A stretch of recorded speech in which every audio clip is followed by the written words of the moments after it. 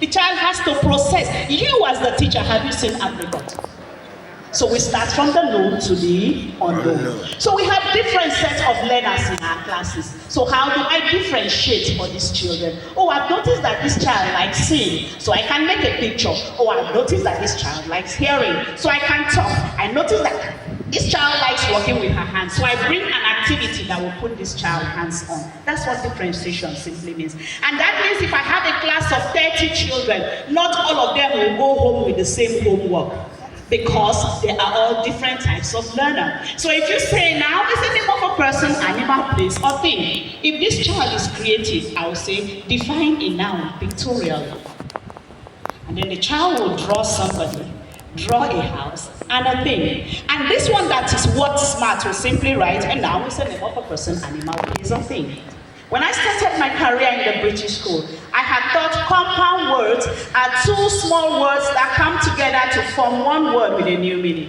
It took one particular child, Brian Medofia, to understand what I was talking about. But the day I said lunch plus box equal to lunch box, he said, oh teacher, was that what you've been saying ever since? When plus and equal to came in, because he was a mathematical learner, he could approach and understand what I was talking about. So when you go back, tell all your teachers that this one size fits it all, that we all come and stand and we talk to all the children in the same way, that it does not work. We must know the type of learners we have in our classes. That's what differentiation simply means. Teaching the same, and that's why I generally don't give double promotion.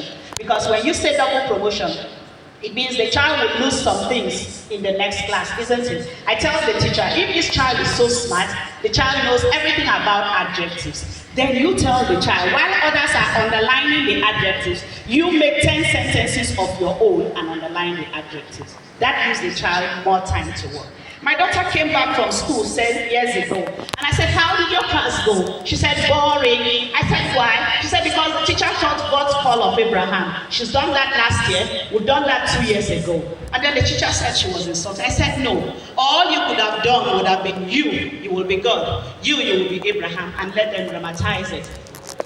Abraham, leave your father's land to a land where I will show you. And the next person is Abraham. I say you would have taught that lesson as against coming. The book of Genesis chapter something verses that child knows that. When you're teaching Moses, Moses was kept, put a string at one end and put a baby there. Let the child visualize that baby coming on the string. And the child, if you have watched The Prince of Egypt, how many of you have watched that movie? Beautiful, because I've been to some settings. They don't watch those. It's watching on our home video. We're past that stage. Let's watch things that will expose us. We are in the digital age. And that's why you can buy a phone today and your child can operate that phone better than you. So let's go on to AI. And when we talk about AI, people feel it's a far-fetched. No!